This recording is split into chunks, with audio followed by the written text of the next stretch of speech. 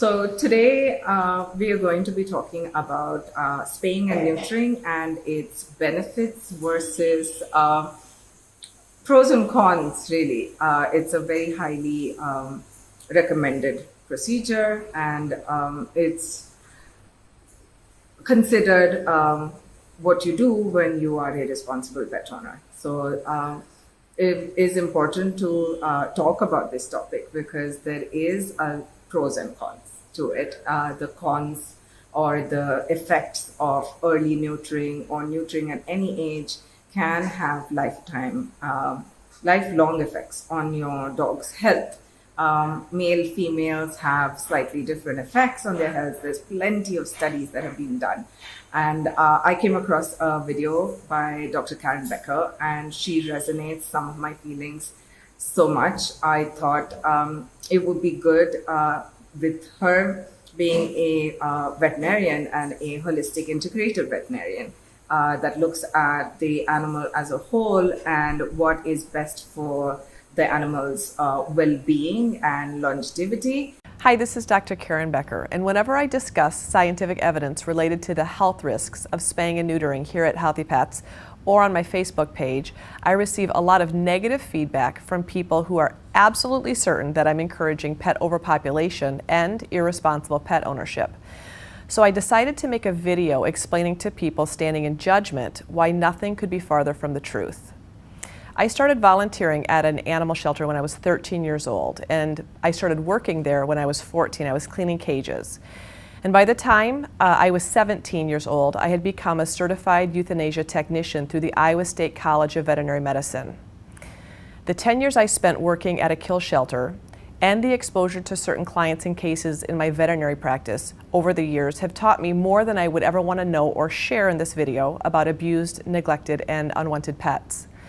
When I first opened my animal hospital, I was so adamant about my clients spaying and neutering their pets before their first heat cycle that if they didn't follow my advice, I really became upset. I tried not to show it outwardly, but I suggested that they may be ethically more aligned to find another veterinarian who didn't feel as strongly about the subject as I did. That was my politically correct way of saying, maybe you should go to another vet. Because I would literally lose sleep over having intact patients in my practice. So I spayed and neutered thousands of my patients when they were still very, very young, assuming I was completing my moral task as an ethical veterinarian. In India, we have a lot of shelters that do an amazing job of taking in sick, injured animals, puppies whose mothers have died, abandoned animals, pets that people have decided they no longer want. And they're overflowing with all of these unwanted undesirables. It is a sad state of affairs. We have far more dogs that need care and shelter than we have space or people working in these areas. For people to advocate that if you are going to adopt a dog, you must get your dog spayed or neutered, regardless of the age, regardless of the sex, regardless of their life stage. It is a mandatory ask from most shelters that allow you to adopt from them. It is right for them to insist on this as a mandatory protocol. However, it does have an effect on the dog's life and health. There's studies that have been done that are showing detrimental effects on lifespans based on how quickly or late these neutering surgeries were done. So the first thing that I really want to talk about is that spaying and neutering is desexing the animal. We remove the way the surgery is done, we remove all sexual organs from the body, all hormone secreting glands from the body, and we desex the animal. This is bound to have a long-term effect on health. We have hormones being released into our system. We have an endocrine system that works throughout the lifetime of all of us. we have a need for them. It's not just sex hormones. A lot of these hormones are trigger hormones. Some of them are master hormones that trigger n number of different activities. Testosterone is responsible for triggering the growth hormone. Estrogen is responsible for closing the growth plates in the bones during the puberty. So we don't fully understand yet exactly all of the chemical communications that take place between all of these hormones. And yet we remove the entire organ very easily and very quickly and desex the animal. There is an alternative, and it is an alternative surgery that is not yet taught in medical schools to veterinarians, and that is either a hysterectomy or a vasectomy. So it's just the snipping of the tube so that a pregnancy cannot take place, and the sex hormones remain intact because the sex hormone glands remain intact within the body. This, I think, is primarily done the way it is done, A, because it's a procedure that's not taught, B, because it is the convenience of the pet owners is probably taken into consideration here. Because if you're going to desex your female dog, then you don't have to go through the inconvenience of a heat cycle at all. She's going to be not having them. If you desex your male dog, you don't have to go through the any of the behaviors that are associated with being an intact dog. So they have no interest left in pursuing a female in heat. Then, about 5 years after my practice opened, many of my patients started developing endocrine issues. And this was obviously very concerning to me, as these animals were not over-vaccinated. They were all eating biologically appropriate fresh food diets. The first light bulb went off in my head when I started researching why up to 90% of ferrets died of endocrine imbalance, specifically adrenal disease or Cushing's disease. Mass-bred ferrets that enter the pet trade are desexed at about 3 weeks of age. The theory is that juvenile desexing creates a sex hormone deficiency, which ultimately taxes the last remaining tissue of the body capable of producing a small amount of sex hormones, which are the adrenal glands. Could the same phenomenon be going on in my dog patients, is what I was wondering? So one of the things that Dr. Becker talks about in her video is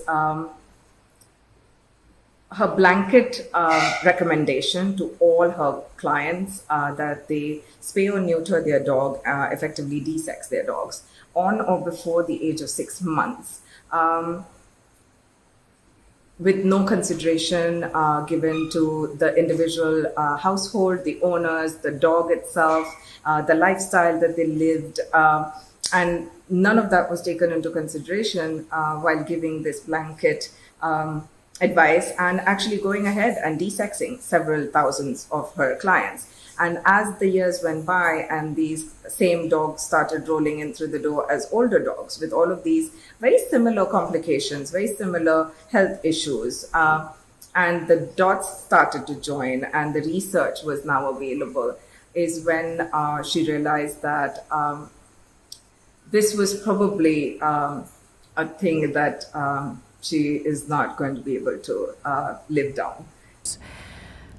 I'm going to try and not cry now because this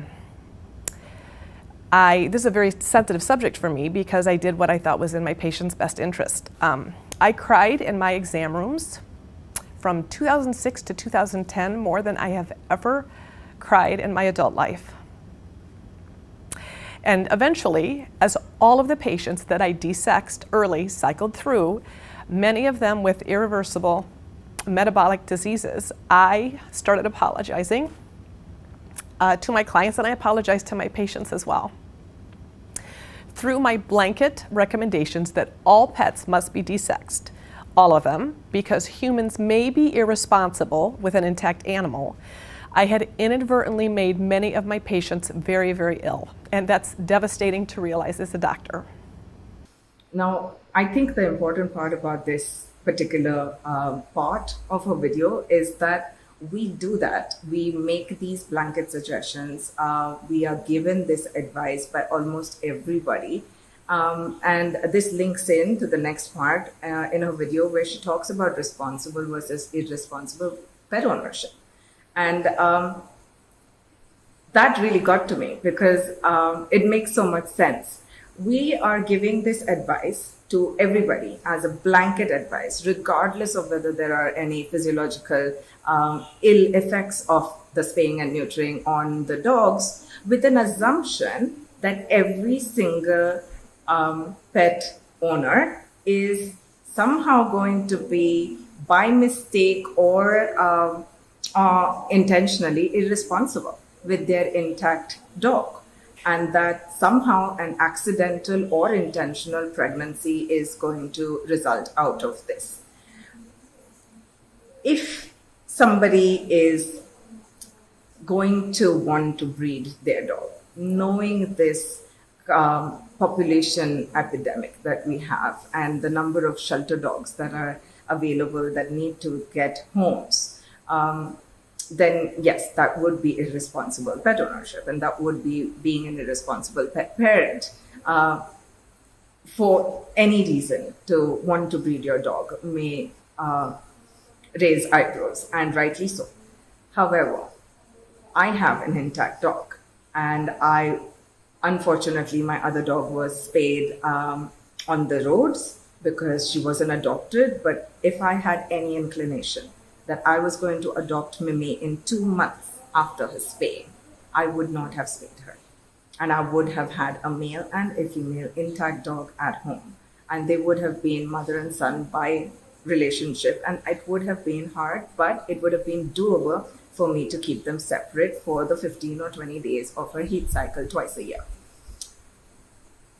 So circling back to irresponsible versus responsible pet ownership, we have been taught that being a responsible pet parent means that you spay or neuter your dog, regardless of the repercussions on their health.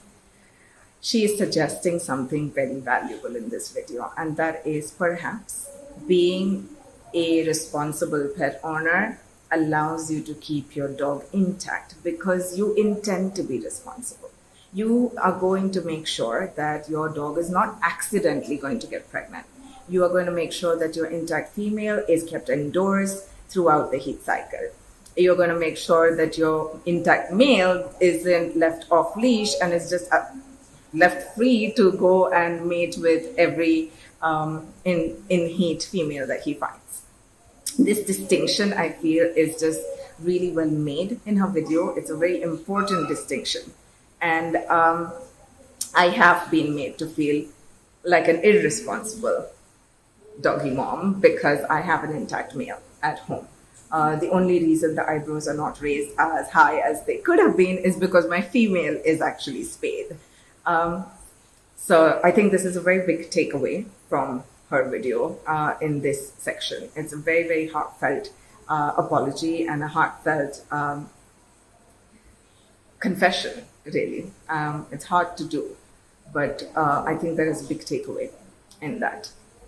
So my recommendations started changing. I started recommending that my clients leave their pets intact. Now you must realize that I own an animal hospital with wildly committed owners. I am not dealing with uneducated, uncaring, uncommitted clients. That is not my clientele. Of course, there were and are lots of exceptions to the rule, but in general, my recommendation as a holistic vet is to perform surgery because it's a medical necessity, not an elective procedure. So what is the point of this video and why even make it? 2 points. We are going to have to start pushing for veterinarians or veterinarian colleges to teach alternative procedures that spare the ovaries and spare the testicles, but render the animal unable to produce babies. Because essentially that is what we want as a result of spaying and neutering. We want to do population control and not necessarily want to make our dogs really sick in the process. Once you remove an entire system, an entire reproductive system, including the hormone secreting glands, out of the body, there is no way to actually put them back in again. This is quite permanent.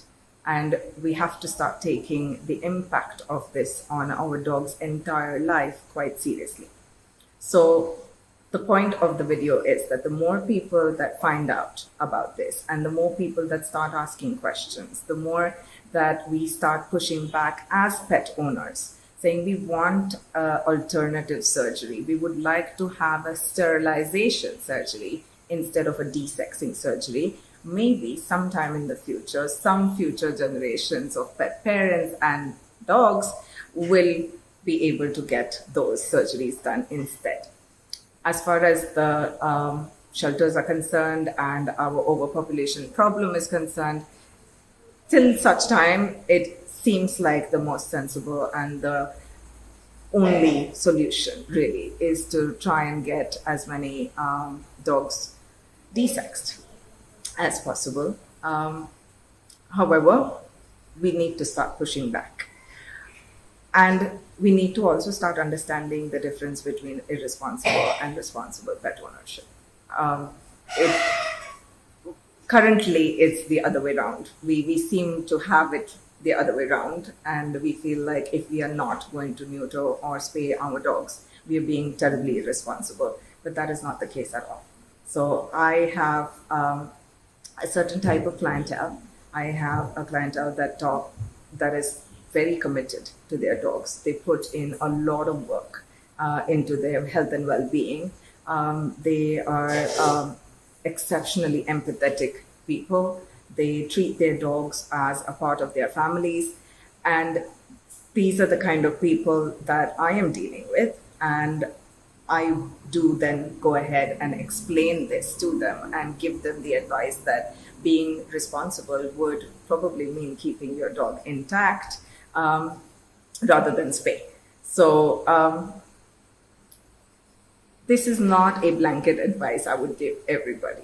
So again, it is specifically for people I know, people I get to interact with, and people I actually know how committed they are. If you are the kind of person that may accidentally let your dog out and let them accidentally impregnate a dog, or let your female dog in heat accidentally get impregnated by somebody, then this may not be for you. So maybe spaying or neutering your dog is really the best way forward. In my view, I would not be fulfilling my obligation as an animal health care professional if I chose to ignore the scientific evidence and not pass it on to Healthy Pets readers and the clients in my practice who entrust me with the well-being of their animals.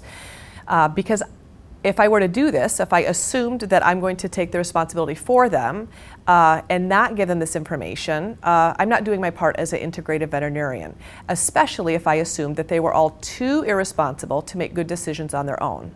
So Dr. Becker actually goes on to talking about and citing several studies that show medical connections between early spaying and neutering and diseases that occur later in life.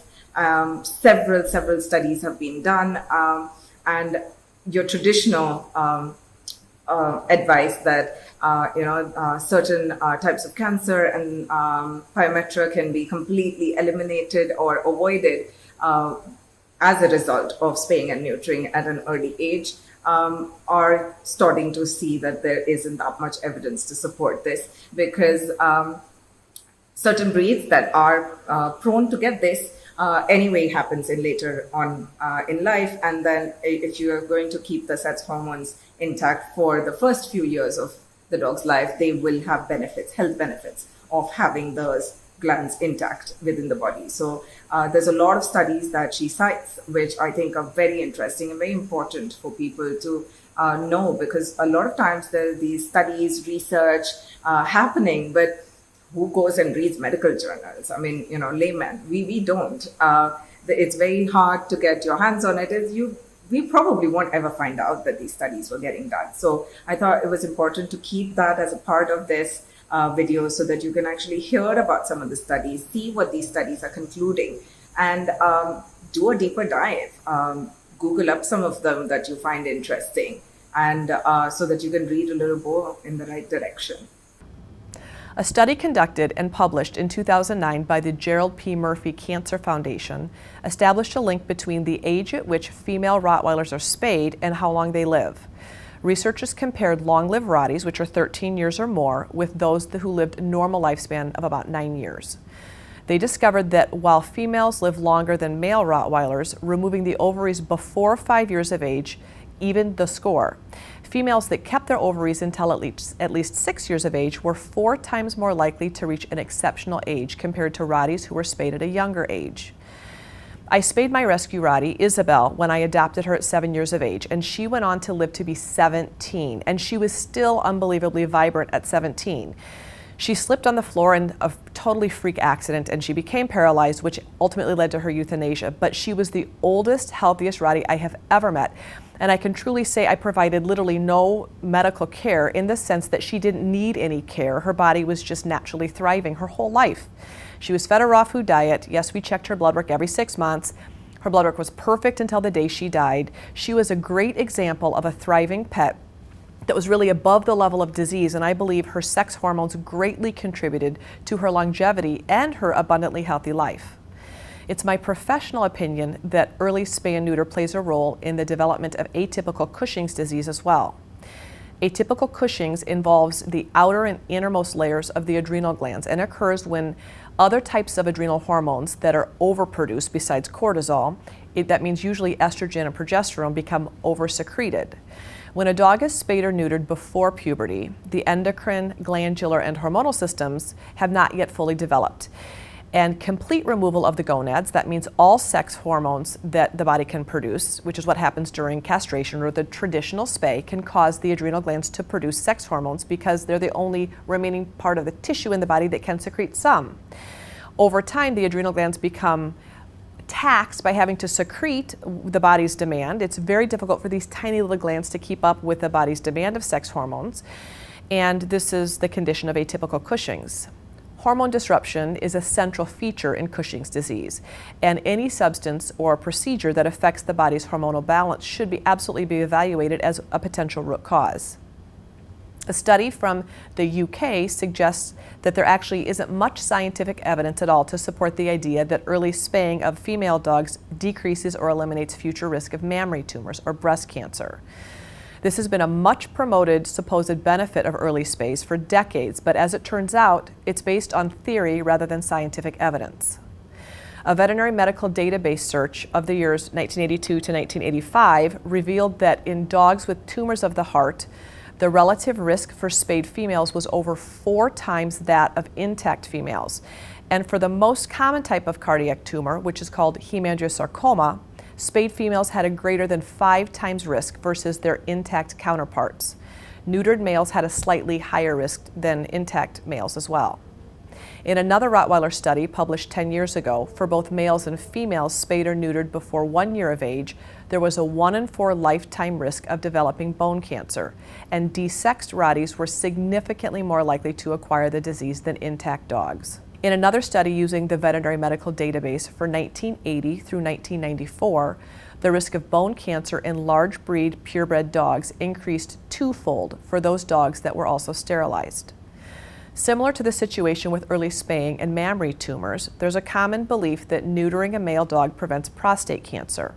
However, a small study conducted at Michigan State University's College of Veterinary Medicine suggests that neutering, no matter the age, has no effect on the development of prostate cancer. It talks about a lot of studies, and we will have the inserts in here. But 2 of the ones that really popped out at me because they're so popular and they're cited by almost everybody as benefits. I mean, laymen, people before getting a dog, if they know a little bit about, the fact that they should spay or neuter their dogs as responsible pet owners, know that if you have a male dog and you spay or neuter your dog, you are going to be avoiding prostate cancer. And if you have a female dog and you spay or neuter her, you're going to be avoiding mammary cancer. These are the 2 cancers that we just know that we're going to avoid this if we spay or neuter our dogs. Turns out there is very little scientific evidence that actually proves this. It is more an assumption that this might happen as a logical conclusion if your dog is spayed.